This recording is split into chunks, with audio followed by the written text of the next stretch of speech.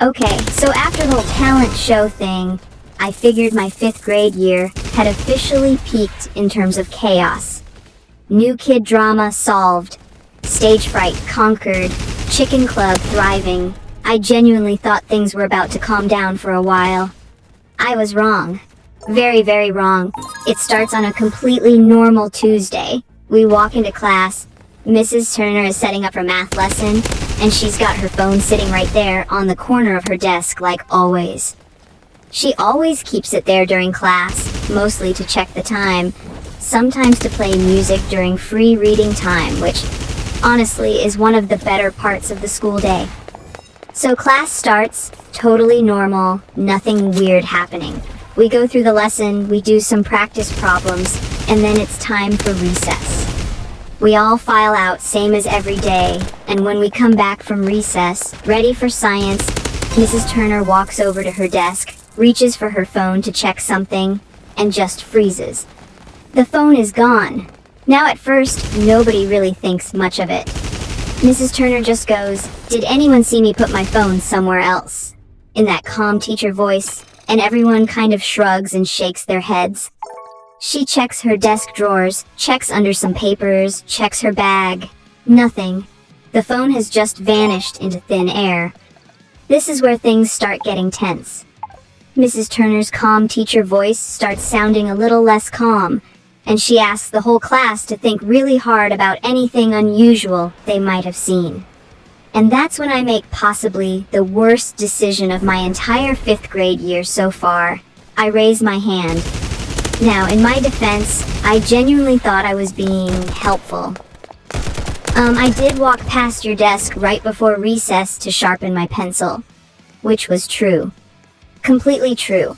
I had a pencil emergency, my lead snapped mid-sentence, classic pencil sharpener drama. You guys know how that goes for me by now. But the second those words leave my mouth, I watch the entire class turn and look at me, and I immediately understand the horrible mistake I just made. Mrs. Turner's eyebrows go up, and she goes, "You were near my desk right before the phone went missing." And I go, "Yeah, but I was just sharpening my pencil, I swear."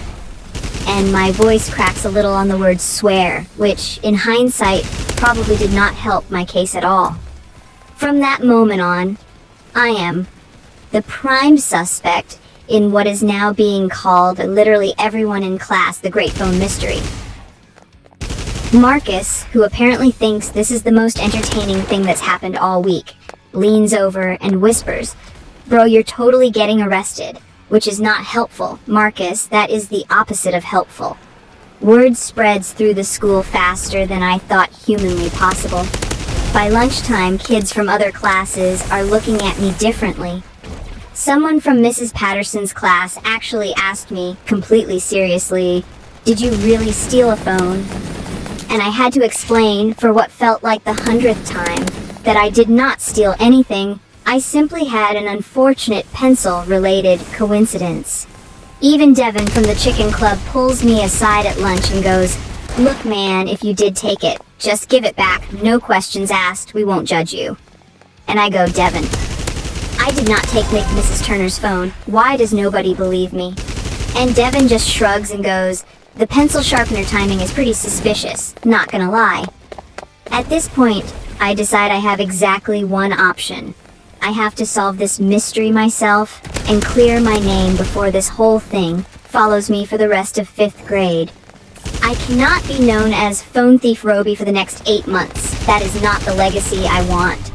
I grab Marcus during afternoon recess and go, "Okay, we need to figure out what actually happened to that phone." Marcus, surprisingly, actually gets serious for once and goes, "All right, detective mode, let's do this." We start mentally replaying the whole morning, trying to think of literally anyone else who was near that desk. That's when Marcus goes, "Wait, didn't Tyler go up to ask Mrs. Turner something right before recess too?" And honestly, I completely forgot about that. Tyler had walked up to ask about the science homework, right around the same time I was at the pencil sharpener. Which means there were technically 2 people near that desk, not just me. We tracked down Tyler at row, "Hey, quick question, did you see anything weird near Mrs. Turner's this morning?" And Tyler kind of pauses and goes, yeah, now that you mention it, some kid in Mrs. Patterson's class was hanging around the doorway right when I walked up. I thought it was weird because he's not even in our class. This is a huge break in the investigation. A kid from another class, near our classroom door. Right before the phone disappeared, Marcus and I look at each other like we just cracked the case of the century. We spend the rest of recess trying to figure out who this mystery kid could be, and Tyler actually describes him pretty well. Tall, red backpack, always wearing a green hoodie. We report this new information to Mrs. Turner as soon as we get back to class, and she actually takes it seriously, going, "That's helpful, thank you for looking into this." Which honestly felt like a small win, even if I was still technically a suspect in everyone's eyes. During the last period, there's an announcement over the intercom asking if anyone found a missing phone to please bring it to the front office. And about 10 minutes later, a kid actually walks into our classroom, sheepishly holding out Mrs. Turner's phone, and guess what he's wearing? A green hoodie. Redback. It's the exact kid Tyler described. Turns out this kid, whose name is apparently Jaden, had accidentally picked up Mrs. Turner's phone thinking it was his own, since apparently they have almost identical phone cases, and he genuinely didn't realize it until he got back to his own classroom and noticed the lock screen was different. He looked mortified explaining the whole thing, and honestly, I actually felt kind of bad for him, because I know exactly how it feels to be everyone's prime suspect for something you didn't even mean to do. Mrs. Turner thanks Jaden, gets her phone back, and then turns to the whole class and goes, "And Robi, thank you for helping figure this out, even though you were, understandably, a little worried about being blamed earlier." The whole class actually claps a little, and Marcus leans over and goes, "See, I told you, you're basically a detective now." Which 5 minutes ago he was saying I was going to jail, so his confidence in me really fluctuates a lot throughout the day. By the end of the day, my reputation is fully restored, upgraded actually, because now instead of phone thief Robi, I'm apparently Detective Robi, which is a significant improvement if you ask me. Even Devin apologizes for doubting me at lunch, offering me extra markers at the next Chicken Club meeting as a peace offering, which honestly feels like a fair trade.